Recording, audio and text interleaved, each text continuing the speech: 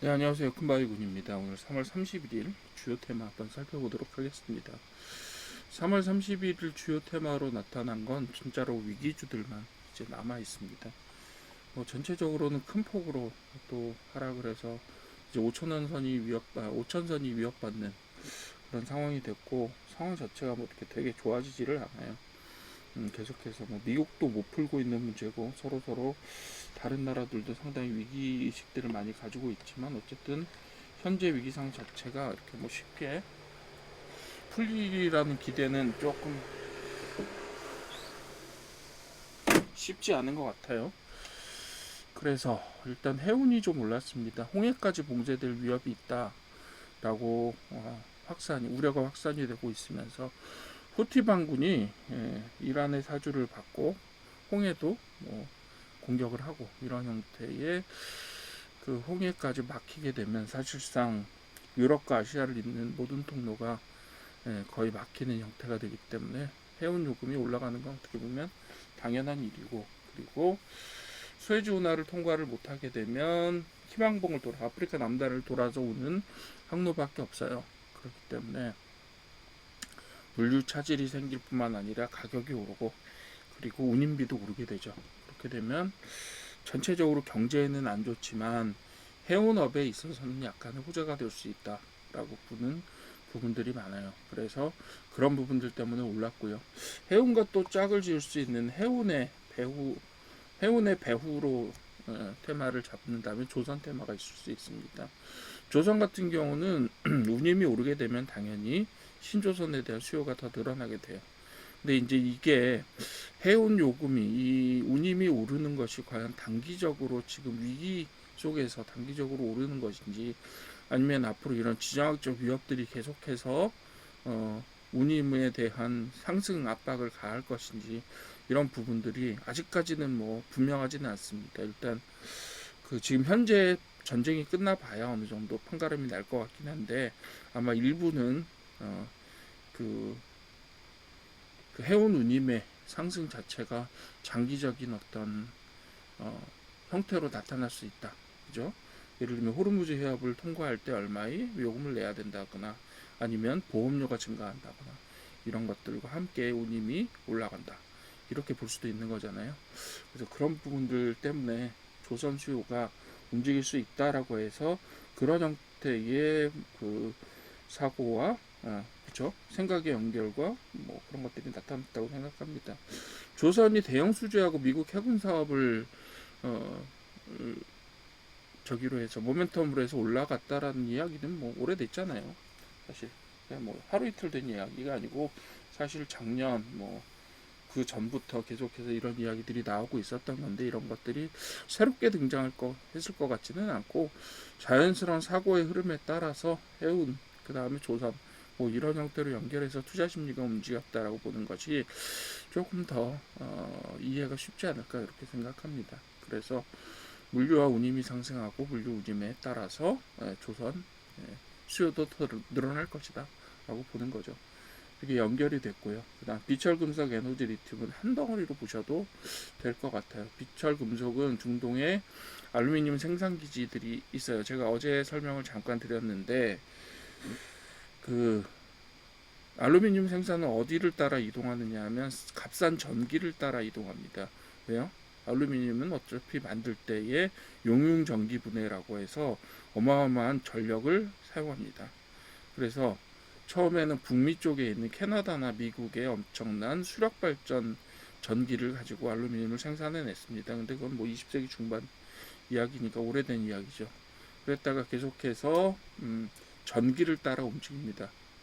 그래서 지금 중동의 값싼 전력, 어떻게 보면 중동에서 이제 바로 그 원유를 파서 그걸 전기로 바꾸는 형태의 발전소들이 예, 낮은 전력가를 유지를 하게 되면서 거기 알루미늄 생산 기지로 변형이 됩니다.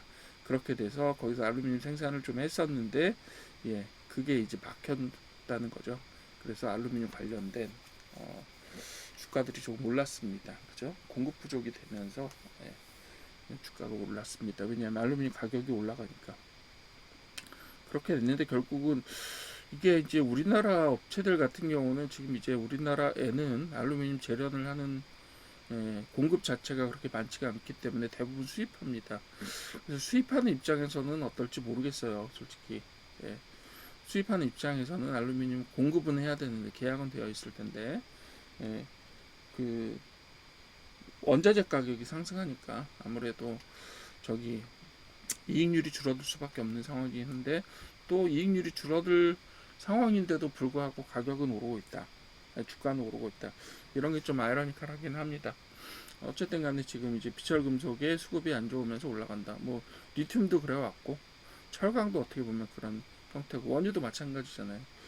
자, 원유가 국제유가 급등을 하고 에너지 안보 부각이 되고 이러면서 석유 취급하는 업체들이 많이 올랐단 말이에요.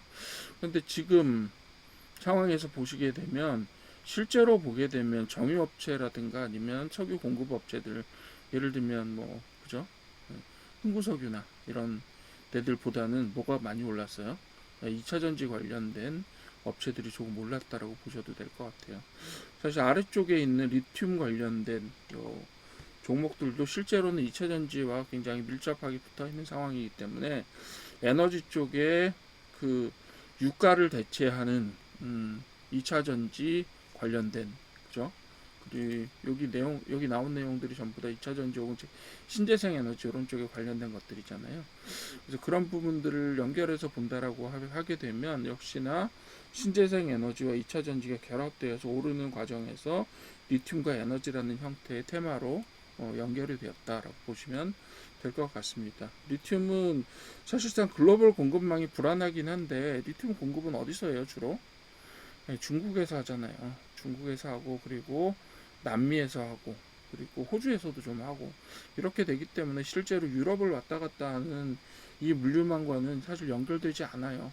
그렇긴 한데 요거는 뭐 어쨌든 간에 그 유럽 쪽에서는 중국이나 아니면 호주에 그 리튬을 쓰기 위해서는 어쨌든 그 수에즈 운하를 지나는 이 공급망을 사용을 해야 되기 때문에 전체적으로 가격이 오른다라는 것은 피할 수 없겠죠.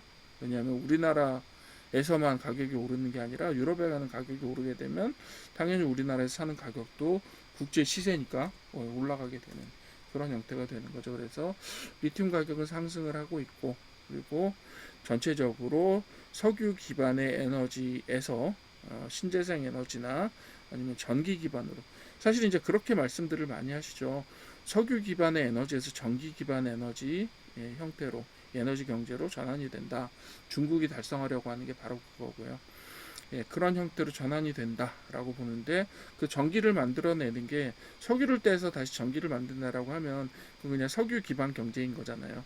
그래서 다른 형태, 즉 태양광이라든가 풍력이라든가 이런 형태로 전환하게 되는 그리고 또 원자력이라든가 라는 형태로 전환하게 되는 것이 맞겠죠. 그래서 그런 형태로 에너지와 리튬이 결합되고 거기에 ESS라고 하는 좀 새로운 형태의 어떤 전력 기반의 공급 이런 것들이 리튬과 에너지 이런 쪽들이 연결되어서 같이 좀 기대감을 불러일으켰다 이렇게 보시면 될 것 같습니다. 전체적으로 보시게 되면 다 뭐예요? 글로벌 물류망이 무너지면서 혹은 장애를 그러니까 그 방해를 받으면서 굉장히 좀 경색되면서 가격이 올라가고 있다. 물류 비용과 어떤 원자재 비용이 올라가고 있다라는 것이 3월 30일 주요 테마의 전체를 지배하는 어떤 요소라고 보시면 될 것 같습니다. 결국은 얼마 동안은 계속해서 이런 위기 테마들과 저 위기 테마들하고 거기에다가 뭐 정책이라든지 뭐 이런 것들이 중간중간 뉴스주로 끼어 들어갈 거고요. 근데 지금 제일 큰 뉴스는 어쨌든 전쟁 뉴스니까요. 그리고 그거와 함께 또 지금 그 전쟁과 함께 바닥으로 가고 있는 반도체라는 기술주 이런 것들이 어떻게 움직이느냐가 사실 이번 주에 주가를 어떤 식으로 움직일 거냐 결정을 하게 될 것 같습니다. 뭐 큰 요인은 몇 가지밖에 없어요. 중동 전쟁 그리고 AI 그리고 나머지 일부 정책주라든가 아니면 가치주 이런 것들 형태로 구성이 된다. 결국 몇 주 동안 계속해서 시장을 지배하는 것이 전쟁과 관련된 위기의식입니다. 이 부분들이 결국은 전체 시장에 대해서 가장 큰 모멘텀이 될 것 같습니다. 자, 그렇게 정리를 한번 해보도록 하죠.